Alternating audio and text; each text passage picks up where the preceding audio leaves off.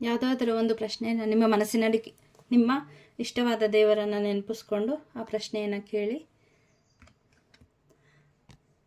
So ಅದು ಆಗೋದಿಲ್ಲ ಅಂತ ಹೇಳ್ತಿದ್ದಾರೆ.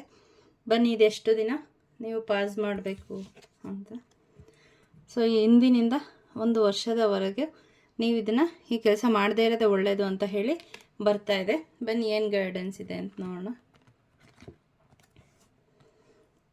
So remain positive. ಈಗ ಆಗ್ತಾ ಇಲ್ಲ ಅಂತ ಹೇಳಿ ನೆಗೆಟಿವ್ ಆಗಿ ಯೋಚನೆ ಮಾಡಬೇಡಿ. ಆಗೋದು ಒಳ್ಳೆಯದಕ್ಕೆ. ಯಾವುದು ರಿಜೆಕ್ಟ್ ಆಗುತ್ತೆ ಅದು ನಮ್ಮ ಪ್ರೊಟೆಕ್ಷನ್ನು.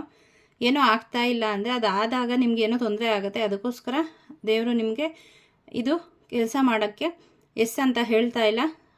ರಿಮೇನ್ ಅದ್ರ ಪಾಸಿಟಿವ್. ಅದಕ್ಕೆ ಏನೇನೋ ಪ್ರಿಪ್ರೇಷನ್ ಬೇಕು ಅದನ್ನು ಹಿಂದೆ ಮಾಡ್ತಾ ಇರಿ. ಖಂಡಿತ ಪಾಸಿಟಿವ್ ಆಗಿರಿ. ಅದಾಗೋ ಸಮಯ ಬಂದಾಗ ಮತ್ತೆ ನಿಮಗೆ ಡಿವೈನ್ ಗೈಡೆನ್ಸ್ ಸಿಗುತ್ತೆ.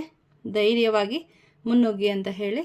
ಆಗ ಎಲ್ಲ ನಿಮ್ಮ ಫುಲ್ ಎನರ್ಜಿನ ಅದಕ್ಕೆ ಹಾಕಿ ತುಂಬ ಮತ್ತು ಡಿವೈನ್ ಸಪೋರ್ಟು ಸಿಗುತ್ತೆ. ಆಗ ಅದರಲ್ಲಿ ಯಶಸ್ಸು ಸಿಗುತ್ತೆ, ಯಾವುದೇ ತೊಂದರೆ ಇರೋಲ್ಲ ಅಂತ ಹೇಳ್ತಾ ಇದ್ದಾರೆ. ಸೊ ನಿಮ್ಮ ಕ್ವಶನ್ಗೆ ನೋ. ಸೊ ಪಾಸ್ ಕೊಡಿ ಸ್ವಲ್ಪ.